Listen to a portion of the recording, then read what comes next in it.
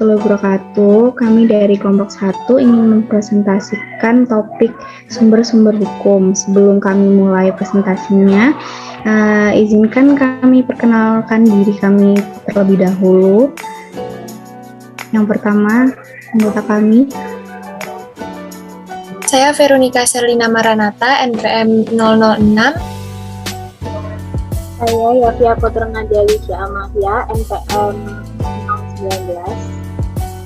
Saya Regina Arianti Selandia Aurasari, NPM 030. Saya Wahyu H, NPM 182. Saya Safira Gita Ramadhani, NPM 167. Dan saya sendiri, Vita Kurnia, dengan akhiran NPM 193.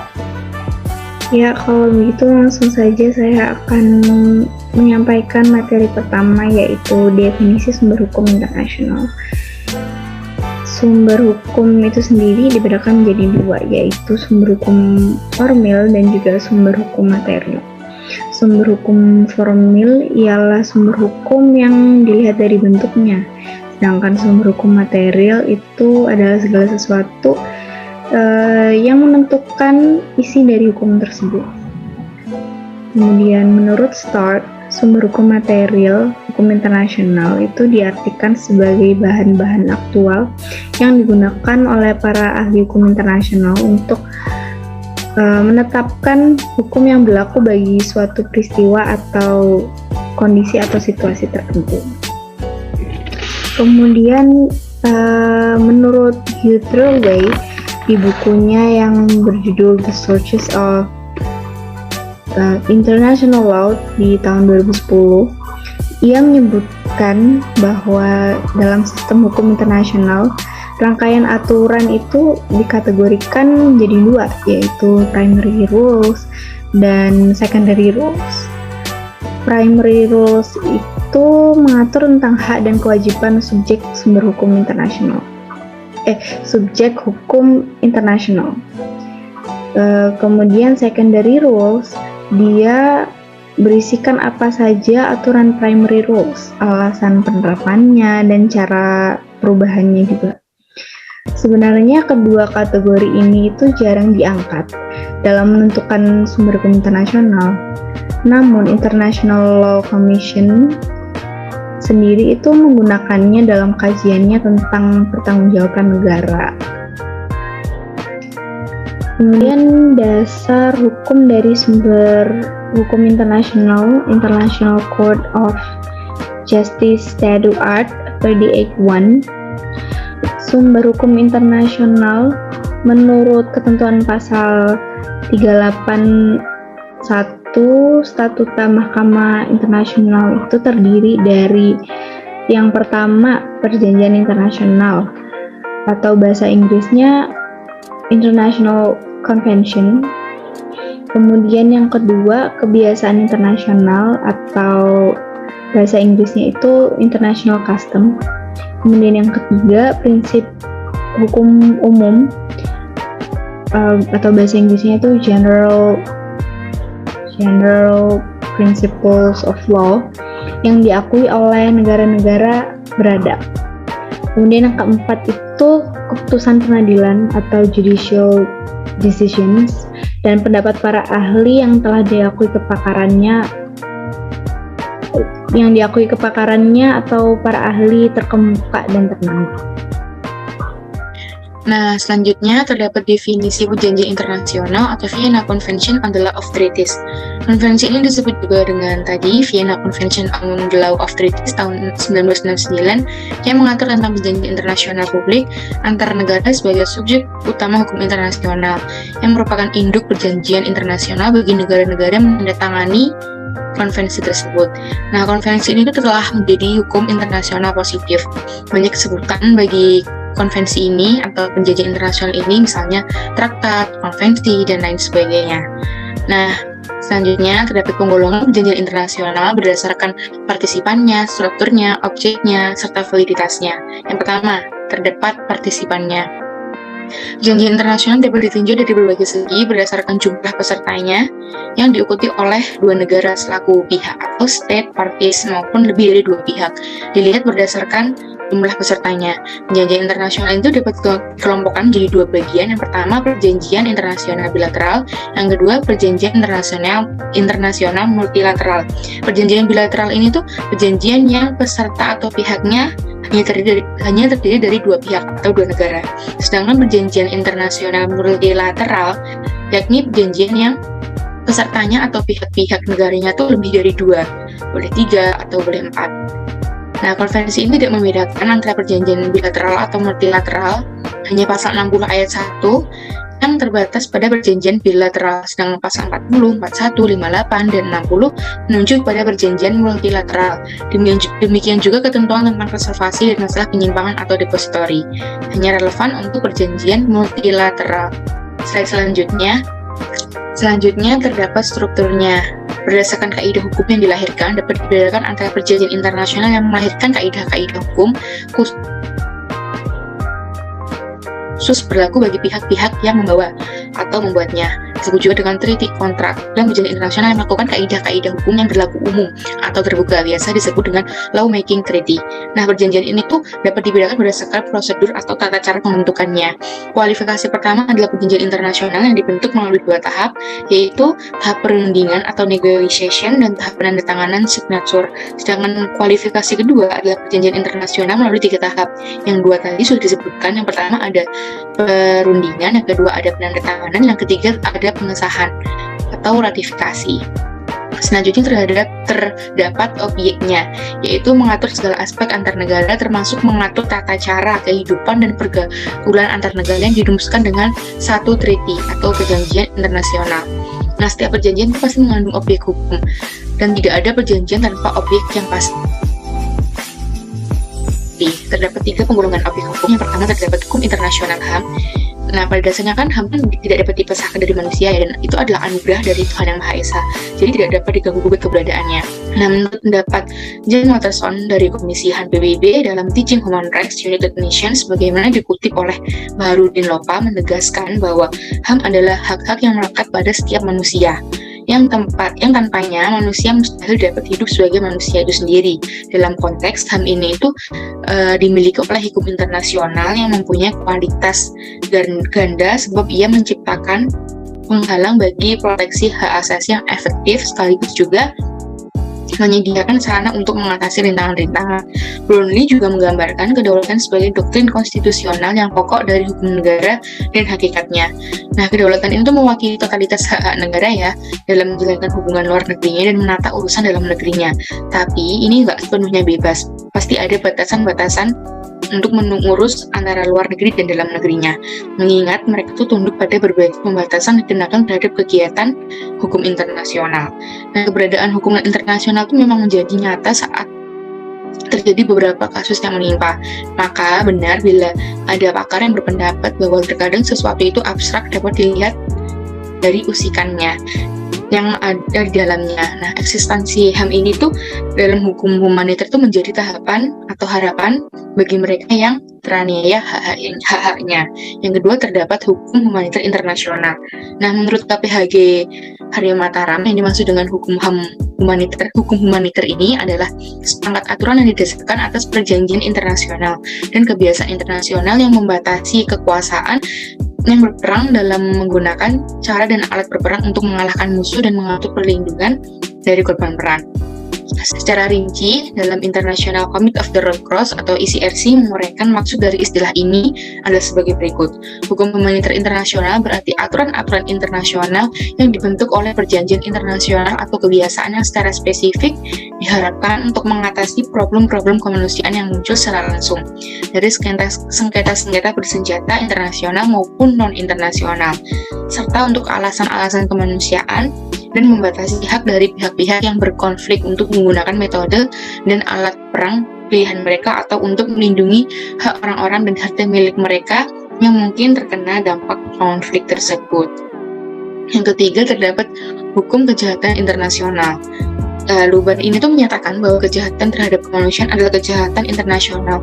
Ternyata itu memberi implikasi yang luas Dan pada pengertian pasal 6C pada piagam Nuremberg ini disebutkan karena dengan adanya ketentuan ini maka suatu kejahatan dan dapat dianggap sebagai kejahatan internasional, meskipun tindakan kejahatan ini tuh dalam hukum nasional bukan dalam kategori sebagai kejahatan kemanusiaan, jadi tetap saja akan mendapatkan hukuman dari kejahatan internasional ini sendiri. Selanjutnya terdapat validitasnya. Validitasnya yaitu ada pada ius cogens, adalah norma yang memaksa dan mengatur pembentuk hukum internasional. Prinsip ius cogens ini tuh disebutkan oleh para tokoh sebagai kaidah yang membatasi kehendak negara. Seperti yang dikatakan oleh Rozakis, walaupun negara-negara memiliki kebebasan untuk membentuk hukum, bebas untuk mengatur tingkah laku mereka sendiri, serta kebebasan itu tapi ada batasnya. Terdapat kaidah hukum yang membatasi kehendak negara, yaitu kaidah hukum yang mengancam dengan invaliditas setiap persetujuan-persetujuan yang dibuat oleh negara-negara yang bertentangan dengannya. Nah, kaidah hukum ini itu yang disebut dengan ius cogens. Slide selanjutnya. B. Istilah-istilah yang digunakan sebagai bentuk perjanjian internasional seperti treaty, covenant, convention, dan seterusnya. Ini terdapat 12 istilah. Yang pertama terdapat treaty. Dalam pengertian umum itu, treaty mencakup semua jenis persetujuan internasional. Dalam pengertian khusus ini itu merupakan perjanjian yang paling penting dan sangat formal dalam urutan perjanjian atau traktat. Merujuk pada Konvensi Wina tahun 1969, pengertian perjanjian internasional sendiri itu sebagaimana dikemukakan oleh Ian Brownlee adalah sebagai berikut, yang berarti perjanjian sebagai suatu persetujuan yang dibuat antar negara dalam bentuk tertulis dan diatur oleh hukum internasional ini sendiri, apakah dalam instrumen tunggal atau dua atau lebih instrumen yang berkaitan apapun nama yang diberikan padanya. Yang kedua terdapat convention. Dalam perjanjian internasional, konvensi internasional itu di mana konvensi termasuk juga salah satu istilah yang sudah umum digunakan dalam bahasa Indonesia ya, untuk menyebut nama suatu perjanjian internasional multilateral, baik yang diprakarsai oleh negara-negara maupun lembaga atau organisasi internasional. Konvensi menurut Fred Lawson adalah pertemuan sekelompok orang untuk satu tujuan yang sama, untuk bertukar pikiran, untuk bertukar pendapat, dan untuk bertukar informasi tentang suatu hal yang menjadi perhatian bersama, seperti musyawarah gitu ya. Yang ketiga terdapat agreement. Perjanjian internasional adalah suatu persetujuan antar negara yang menimbulkan hak dan kewajiban di antara pihak-pihak yang mengadakannya. Menurut G. Schwarzenberger menyatakan bahwa international agreement is an agreement between subjects of international law that give rise to binding obligation under international law. Yang artinya perjanjian internasional adalah suatu persetujuan antara subjek-subjek hukum internasional yang menimbulkan kewajiban-kewajiban yang mengikat dalam hukum internasional. Yang keempat terdapat statuta, yang menurut Andreas Pramudianto, statuta atau statute dan piagam atau charter itu dua istilah yang sama-sama digunakan dalam perjanjian internasional yang diadakan oleh organisasi internasional dan biasanya itu dijadikan konstitusi atau dasar terbentuknya organisasi internasional yang mengadakan perjanjian tersebut. Jadi statuta ini tuh kayak dasar dari organisasi internasional yang mengadakan perjanjian apapun. Slide selanjutnya. Selanjutnya terdapat declaration. Berdasarkan Undang-Undang Nomor 24 Tahun 2000, pernyataan declaration ini tuh dalam perjanjian internasional itu adalah pernyataan sepihak suatu negara tentang pemahaman atau penafsiran mengenai suatu ketentuan dalam perjanjian internasional yang dibuat ketika menandatangani, menerima, menyetujui, atau mengesahkan perjanjian internasional yang bersifat multilateral. Penggunanya itu untuk memperjelas makna ya atau ketentuan, dan tidak dimaksudkan untuk mempengaruhi hak dan kewajiban negara dalam perjanjian internasional. Selanjutnya terdapat final act.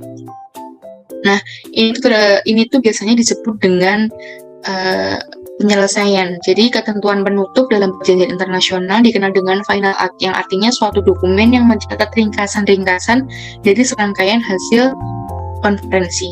Di sini disebutkan tentang negara-negara peserta dan nama-nama utusan yang ikut berunding serta tentang hal yang disetujui dalam konferensi itu, termasuk interpretasi ketentuan-ketentuan atas hasil konferensi. Selanjutnya terdapat protokol. Protokol sendiri mempunyai pengertian yang sangat banyak, tapi menurut J.G. Stark, protokol bisa diartikan sebagai pelengkap dari suatu konvensi, sebagai instrumen pembantu yang bersifat independen, sebagai treaty yang sifatnya sama dengan konvensi. Nah, dan protokol ini sebagai suatu dokumen yang membuat persetujuan tertentu. Yang ke-8, terdapat Memory of Understanding atau MOU. Itu merupakan perjanjian internasional yang kurang resmi atau informal sehingga bersifat non-legally binding.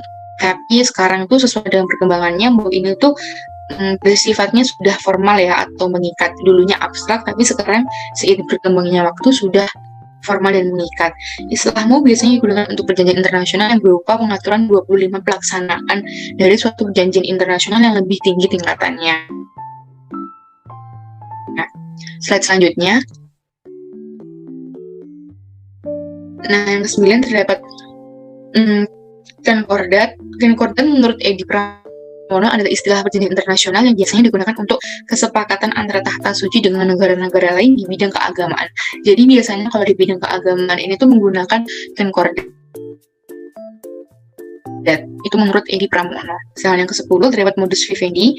UNESCO mengartikan modus vivendi itu sebagai instrumen perjanjian internasional yang bersifat sementara yang dimaksudkan untuk digantikan dengan pengaturan lebih permanen dan terperinci. Biasanya dibuat dengan informal dan tidak membutuhkan ratifikasi. Jadi modus vivendi itu menurut UNESCO tuh tidak formal ya atau informal, tapi juga tidak membutuhkan ratifikasi.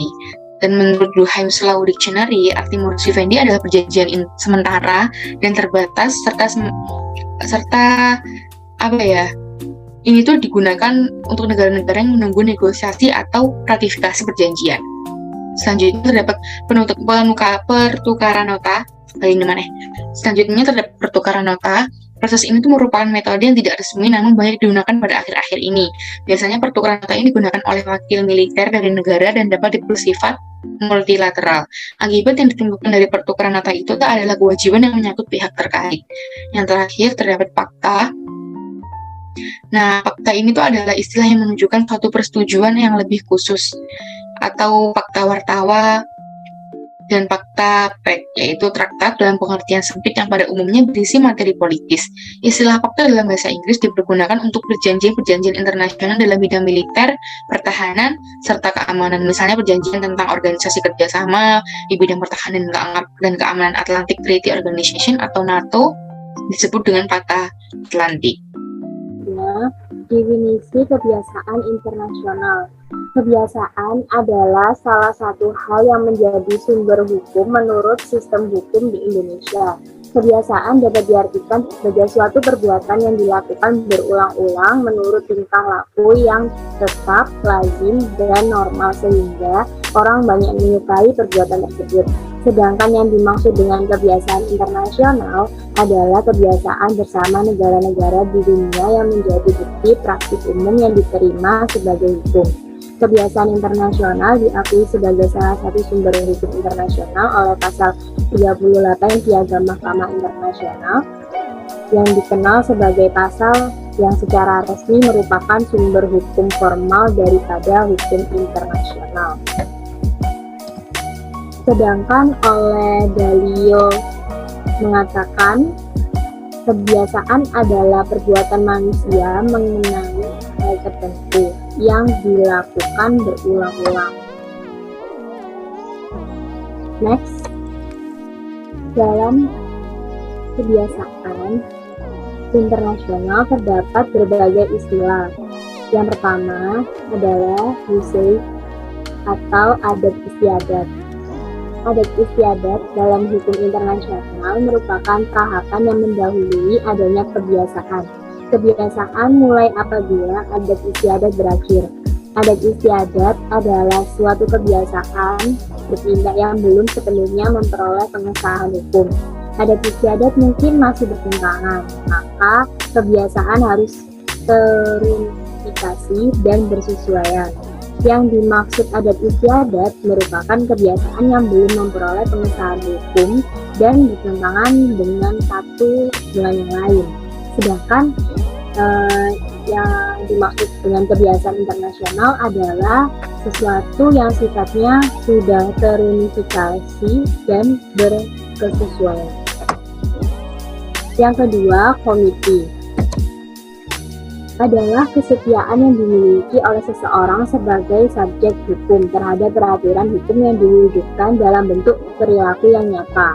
Sementara kesadaran hukum masyarakat merupakan suatu yang masih bersifat abstrak yang belum diwujudkan yang nyata untuk memenuhi kehendak hukum itu sendiri. Jadi komiti ini adalah ketaatan yang menurut Ahmad Ali yaitu adanya faktor kepentingan, hitungan, untung, dan rugi. Seberapa besar keuntungan yang akan diperoleh seandainya subjek hukum taat hukum, demikian pula sebaliknya. Apa motivasi negara untuk taat pada hukum internasional sangat menarik untuk dikaji. Menurut Markus, bahwa ada 3 alasan mengapa negara-negara atau subjek hukum internasional mau taat pada hukum internasional, yaitu yang pertama, takut akan adanya sanksi, yang kedua, terkait kepentingannya sendiri, dan yang ketiga, kesadaran bahwa hukum itu sah dan harus dilaksanakan. Yang ketiga, custom, yaitu hukum kebiasaan internasional merupakan sumber hukum yang dapat dianggap sebagai sumber hukum yang pertama lahir dalam hukum perdagangan internasional. Dari adanya praktik-praktik yang pedagang lakukan berulang-ulang sedemikian rupa sehingga kebiasaan yang berulang-ulang dengan waktu yang relatif lama tersebut menjadi mengikat.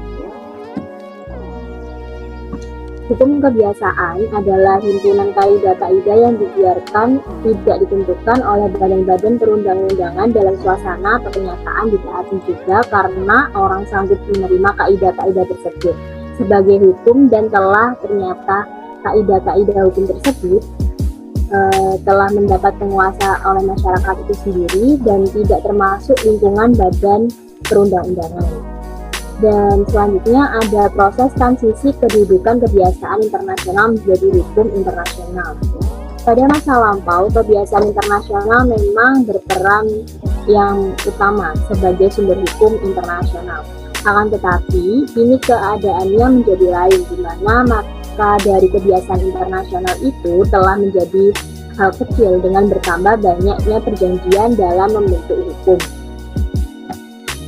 Sumber-sumber hukum internasional adalah sumber hukum dalam arti formal, yaitu terdapat dalam pasal 38 ayat 1. Selanjutnya ada proses transisi kedudukan kebiasaan internasional menjadi hukum internasional. Pada masa lampau, kebiasaan internasional memegang peranan yang utama sebagai sumber hukum internasional. Akan tetapi kini keadaannya menjadi lain, di mana maka dari kebiasaan internasional itu telah menjadi hal kecil dengan bertambahnya banyak perjanjian-perjanjian yang membentuk hukum. Sumber-sumber hukum internasional adalah sumber hukum dalam arti formal tertuang dalam pasal 38 ayat 1. Sumber hukum dalam arti formal tidak perlu diragukan lagi. Suatu unsur dari kebiasaan sebagaimana telah kita lihat merupakan suatu bentuk kaidah hukum internasional. Bahwa kebiasaan agar menjadi sumber hukum harus terunifikasi dan berkesesuaian. Hal ini menjadi dasar munculnya perjanjian-perjanjian internasional yang merupakan unifikasi dari hukum kebiasaan internasional. Seperti Konvensi Hukum Laut tahun 1985, Konvensi Hubungan Diplomatik, Konvensi Hukum Perjanjian tahun alasan transisi. Yang pertama ada historis. Karena di masa lampau custom memegang peranan yang utama sebagai sumber hukum internasional, akan tetapi akhir-akhir ini dengan berkembangnya dunia yang begitu besar di berbagai bidang, maka terdapatlah peralihan sumber hukum internasional yang utama. Hukum internasional di masa-masa yang lalu sangat kurang atau bahkan sama sekali tidak memperhatikan atau memperhitungkan kepentingan-kepentingan negara yang kini menjadi negara-negara merdeka yang sedang berkembang. Mereka merasa bahwa custom yang tumbuh dan berkembang di dunia barat banyak yang telah dipergunakan sebagai alat untuk menguasai mereka dan karena itu mereka merasa tidak banyak gunanya untuk memperhatikannya. Sebagai contoh, misalnya sewaktu pemerintah Republik Indonesia mengadakan tindakan ambil alih perusahaan milik Belanda, terutama perkebunan yang kemudian disusul dengan tindakan nasionalisasi, pengambilan pengambilan alien milik Belanda yang kemudian disusul dengan nasionalisasi ini merupakan tindakan yang melanggar hukum internasional yang memberikan perlindungan kepada orang asing dan milik asing yang kemudian dikenal dengan nama perkara Krakau Brunei. Next, yang kedua ada fungsional. Hukum hanya dipandang sebagai suatu mekanisme yang bekerja sesuai dengan norma-norma yang diwujudkan dengan adanya aparat-aparat penegak hukum serta sanksi sebagai upaya memaksa dan mendayakusahakan hukum itu sendiri. Padahal sebenarnya hukum itu tidak saja sekedar mekanisme pelaksanaan dan pemaksa norma-norma, melainkan jauh lebih luas daripada itu. Menurut pandangan Austin ini diterapkan pada hukum internasional, di mana masyarakat internasional dan taat hukum internasional tidak mengenal badan supranasional. Dapat dikatakan bahwa Austin memandang hukum internasional itu bukanlah hukum dalam arti yang sebenarnya, tetapi hanyalah merupakan norma moral internasional saja. Menurut para ahli dinyatakan bahwa setiap perjanjian yang berlaku adalah mengikat terhadap para pihak dan harus dilaksanakan dengan itikat baik. Dari perbedaan fungsi tersebut lalu muncullah adanya transisi. Dan yang ketiga ada kepastian hukum. Berlakunya hukum internasional dalam bentuk perjanjian-perjanjian internasional atau hukum kebiasaan internasional di Indonesia didasarkan pada keterkaitan Indonesia sebagai bagian dari masyarakat internasional, dan apabila perjanjian internasional bilateral dan multilateral telah disahkan dan diratifikasi oleh pemerintah Indonesia, maka sejak saat itu hukum internasional berlaku dan menjadi hukum nasional sehingga dapat dijadikan tuntutan atau pedoman dalam penyelesaian sengketa atau persoalan hukum di peradilan nasional.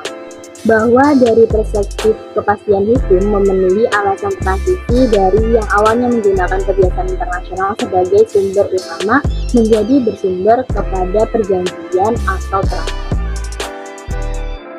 Baik, terima kasih. Di sini saya akan menjelaskan mengenai prinsip-prinsip umum hukum.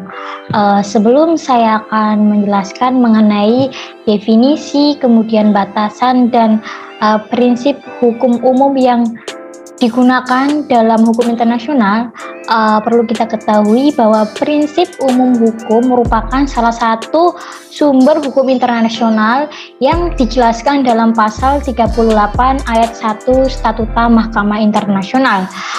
Dalam pasal 30 ayat 1 Statuta Mahkamah Internasional ini mengatakan bahwa dalam mengadili perkara yang diajukan kepadanya, maka Mahkamah Internasional akan mempergunakan sumber-sumber yang ada dalam pasal 32 ayat 1 ini.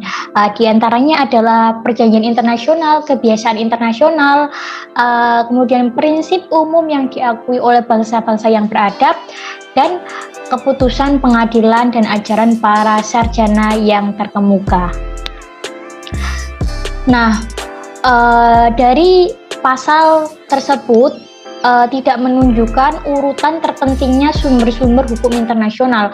Akan tetapi perlu diketahui bahwa perjanjian internasional, kemudian kebiasaan internasional, dan prinsip umum yang diakui oleh bangsa-bangsa yang beradab ini diklasifikasikan sebagai sumber hukum primer.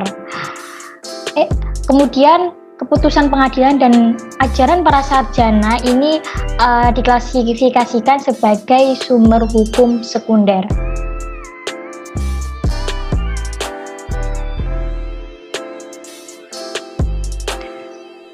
Kemudian saya akan menjelaskan mengenai definisi prinsip umum hukum. Apa sih definisi prinsip umum hukum?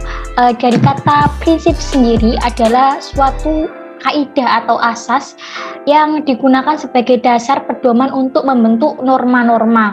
Nah, jika ruang lingkupnya adalah hukum internasional, maka prinsip-prinsip ini bersifat universal atau bersifat umum, yang mana prinsip ini tuh sebagai dasar untuk membentuk norma-norma yang harus ditaati atau mendarah daging atau dihayati oleh masyarakat internasional.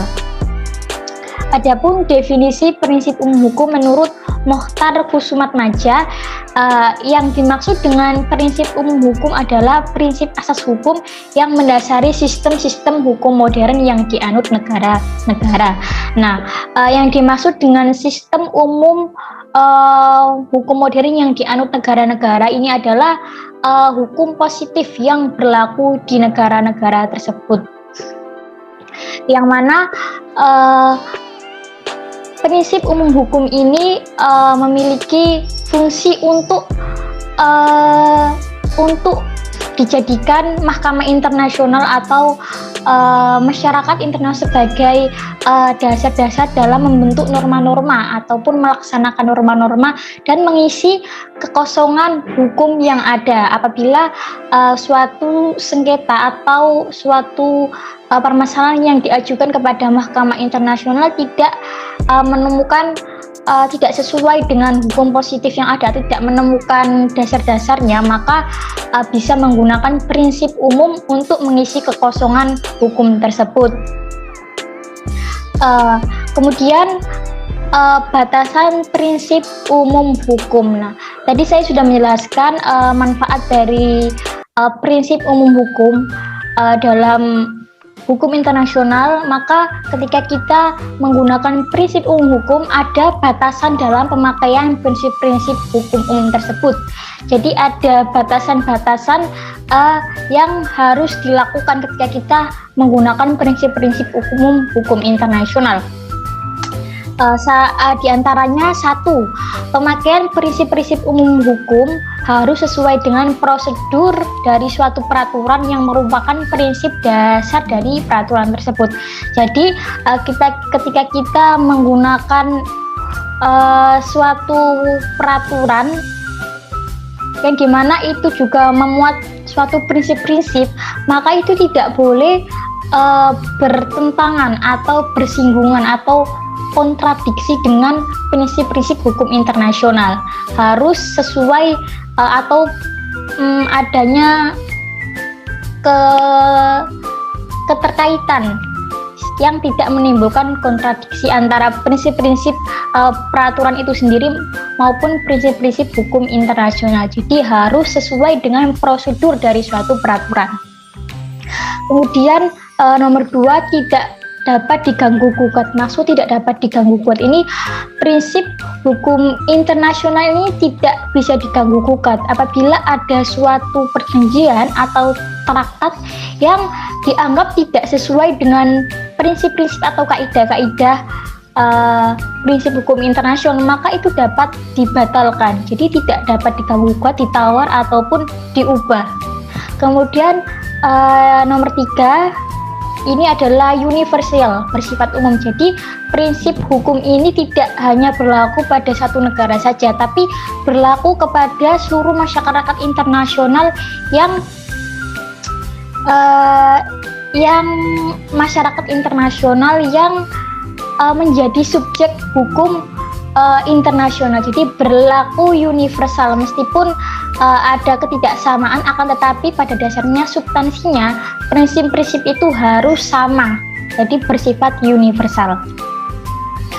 Kemudian C, prinsip-prinsip hukum yang digunakan pada hukum internasional. Nah, yang pertama jus cogens. Jus cogens ini merupakan prinsip di mana prinsip hukum internasional ini tidak bisa diabaikan atau dikesampingkan. Jadi perjanjian atau traktat itu harus sesuai dengan prinsip-prinsip hukum yang berlaku. Jadi tidak boleh diabaikan begitu saja. Kemudian yang kedua, rejudikata atau keputusan tetap pengadilan. Jadi keputusan tetap pengadilan ini menjadi suatu asas atau prinsip kaidah dalam hukum internasional. Kemudian ada asas kebebasan berkontak. Asas kebebasan berkontak ini maksudnya semua subjek hukum internasional atau negara-negara ini bebas melaksanakan perjanjian internasional atau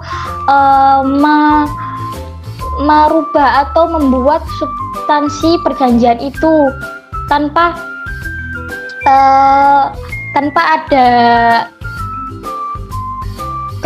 ketidakbebasan. Jadi asas kebebasan berpendapat ini negara-negara itu bebas melakukan perjanjian internasional asal tidak melewati batas atau tidak bertentangan dengan prinsip-prinsip hukum internasional. Kemudian pasca sunt servanda. Pasca sunt servanda ini di mana subjek-subjek hukum internasional yang mengikuti atau melaksanakan perjanjian internasional dengan negara-negara yang lain ini harus mematuhi atau menempati janjinya sesuai dengan perjanjian yang telah dilaksanakan. Jadi perjanjian ini ketika sudah disepakati maka sifatnya mengikat bagi negara-negara yang ikut serta dalam perjanjian tersebut. Jadi harus ditepati. Kemudian nomor 5, asas courtesy. Asas courtesy ini negara-negara yang melakukan perjanjian internasional ini harus menghormati satu sama lain. Jadi antara negara satu dengan yang lain tidak boleh ada rasa ada kontroversi atau merasa lebih unggul. Jadi harus menghormati negara-negara yang lain. Kemudian nomor 6, asas praduga tak bersalah. Asas praduga tak bersalah ini tidak ada seseorang atau sesuatu yang bisa dianggap bersalah sebelum adanya putusan dari pengadilan atau mahkamah internasional. Jadi ketika seseorang atau subjek hukum ini dinyatakan sebagai terdakwa itu belum dikatakan bersalah jika tidak ada putusan pengadilan yang dikeluarkan oleh mahkamah internasional atau telah diberikan. Kemudian ada asas itikat baik, bahwa segala hubungan hukum internasional atau perjanjian internasional yang dilakukan oleh negara-negara itu harus didasarkan kepada itikat baik. Jadi tidak ada unsur-unsur melanggar hak asasi manusia, perbudakan dan lain-lain. Jadi harus didasari dengan atas itikat baik. Kemudian nomor 8, asas equality right. Asas legality right ini bahwa negara-negara yang melakukan perjanjian internasional atau berhubungan dengan negara-negara ini harus memiliki kedudukan yang sama. Kemudian ada prinsip persamaan kedaulatan negara-negara. Jadi prinsip persamaan negara-negara yang berdaulat. Kemudian ada 2 yang tidak dicantumkan di sini, yaitu asas legalitas, yaitu tidak ada sesuatu yang dapat dikenai sanksi hukum apabila tidak ada undang-undang atau aturan yang mengaturnya. Kemudian ada asas konsensualitas, di mana ketika perjanjian itu mengikat negara-negara yang melakukan perjanjian ketika sudah ada kata sepakat atau sepakat dari 2 negara tersebut. Jadi perjanjian itu mulai berlaku sejak ada kesepakatan antara 2 belah pihak atau negara-negara yang mengikuti perjanjian tersebut. Lalu untuk putusan hakim, artikel 38.1d dan artikel 59 ICJ Statute.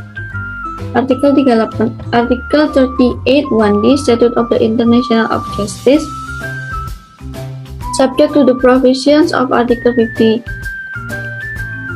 judicial decision, the teachings of the most highly qualified publicists of the various nations as subsidiary means for the determination of rules of law.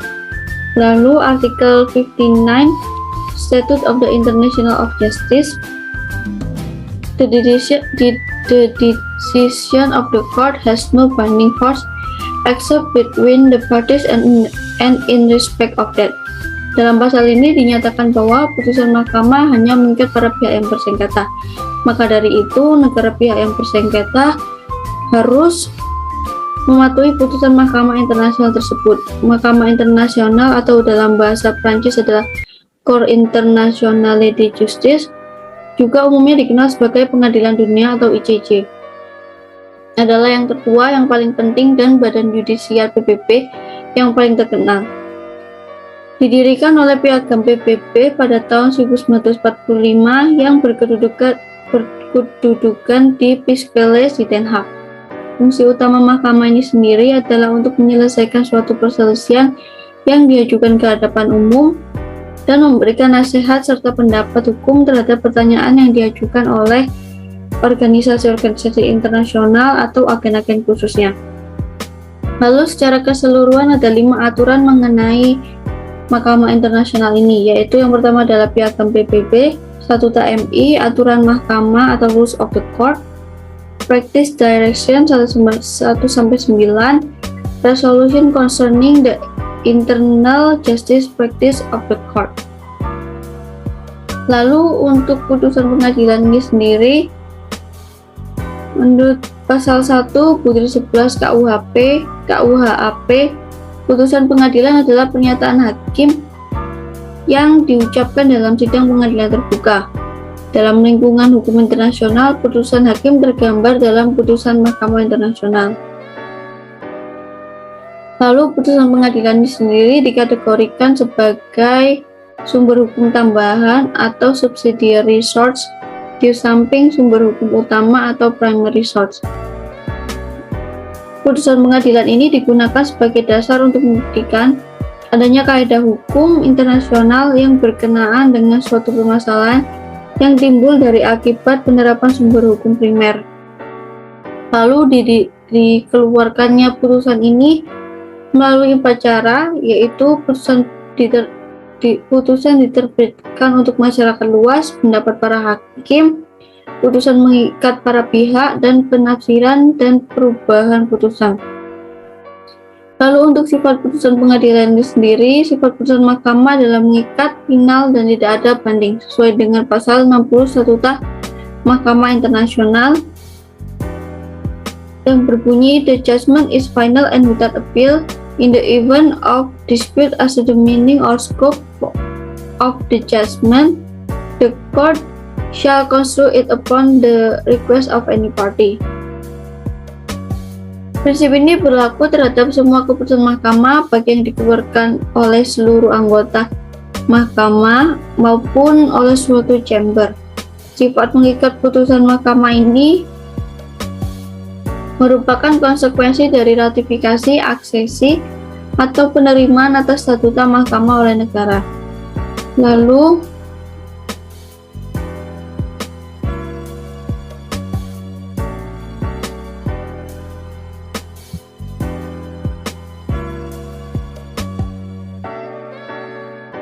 untuk contoh pengadilan internasional, yaitu yang pertama ada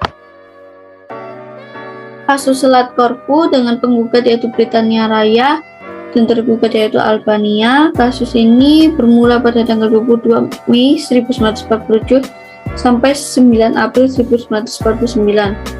Lalu ada juga kasus perikanan dengan penggugat yaitu Britania Raya dan tergugat yaitu Norwegia pada tanggal 28 September 1949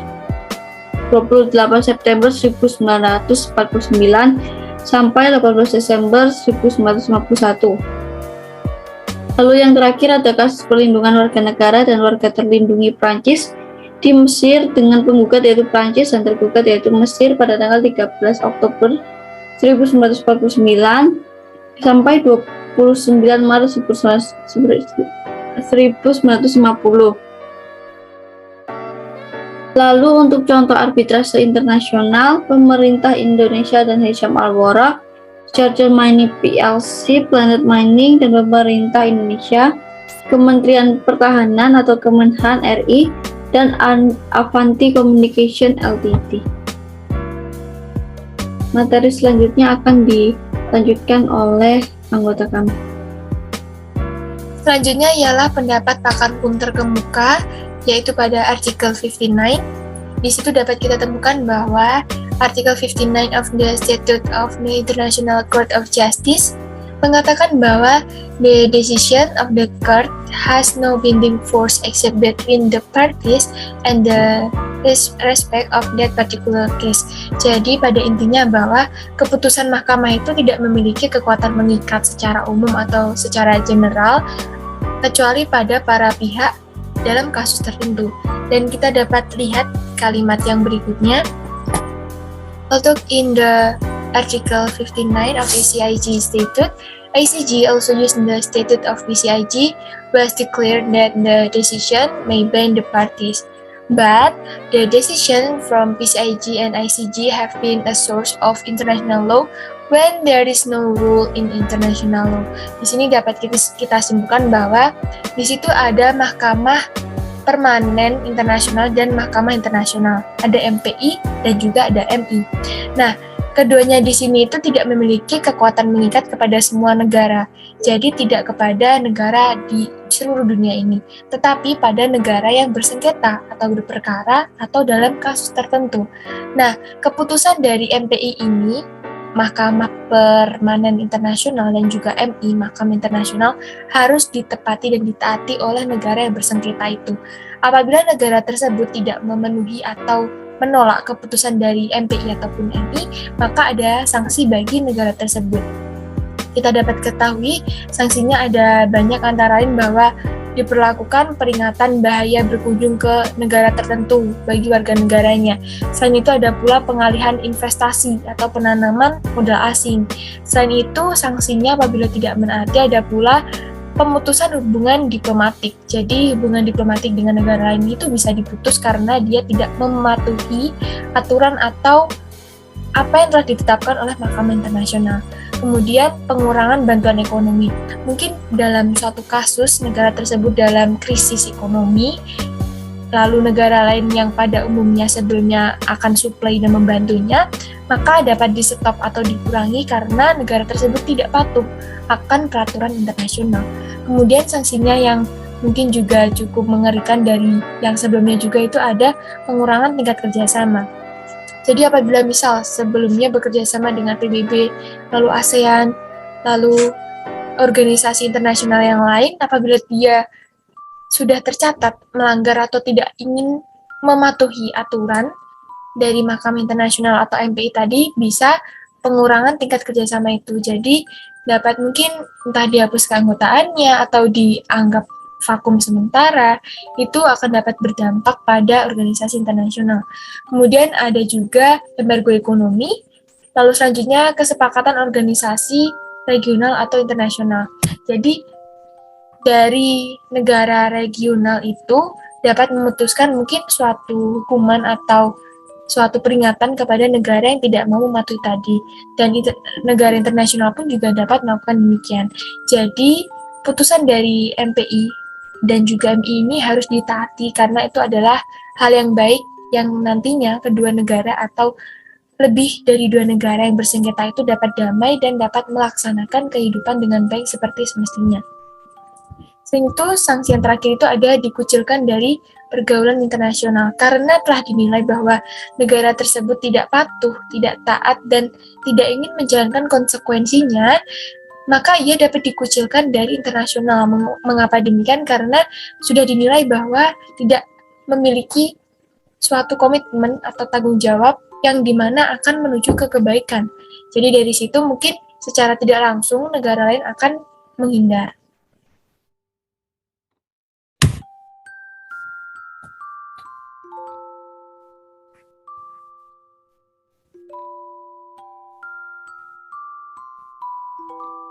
Selanjutnya ialah menurut ahli dari Muhtar Kusumaatmadja pada tahun 2003, beliau menyebutkan bahwa ada kekuatan mengikat dari keputusan Mahkamah Internasional ini.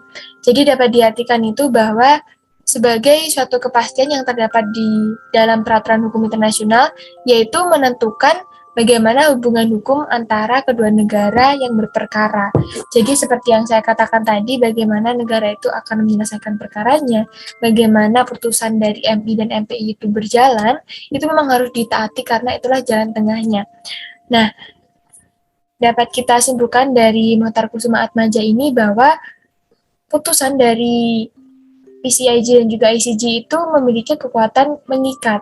Nah, maksud dari kekuatan mengikat ini bahwa suatu kepastian itu kan menentukan bagaimana pada akhirnya ya, apa jalan tengah dari persoalan tadi.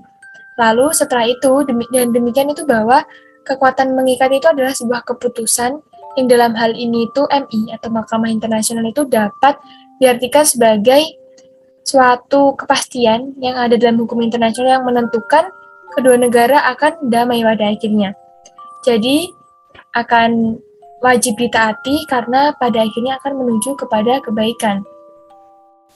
Nah, oleh karena itu, dari salah satu pendapat para ahli ini juga diambil dan dijadikan sumber hukum internasional juga, yang di bawahnya ada dari Andi Tenri Padang bahwa merupakan bagian hukum yang mengatur aktivitas yang berskala internasional. Jadi, hukum internasional di sini itu untuk mengatur bagaimana aktivitas yang berskala internasional. Jadi tidak hanya antara negara dengan negara, tetapi masuk ke dalam subjek hukum internasional juga negara dengan organisasi internasional dan sebagainya. Jadi dari sini dapat kita simpulkan bahwa dalam artikel 59 di situ ada kekuatan yang mengikat antara pihak yang bersengketa saja, tidak secara umum. Akhirnya kita telah sampai di penghujung presentasi. Jika ada kurang dalam jawaban dan presentasi kami mohon maaf yang sebanyak-banyaknya dikarenakan kami juga masih dalam proses belajar. Demikian beberapa hal yang bisa kami sampaikan pada kesempatan hari ini. Saya mohon maaf yang sebesar-besarnya apabila ada tutur kata maupun tindakan yang kurang berkenan bagi Bapak. Terima kasih. Wassalamualaikum warahmatullahi wabarakatuh.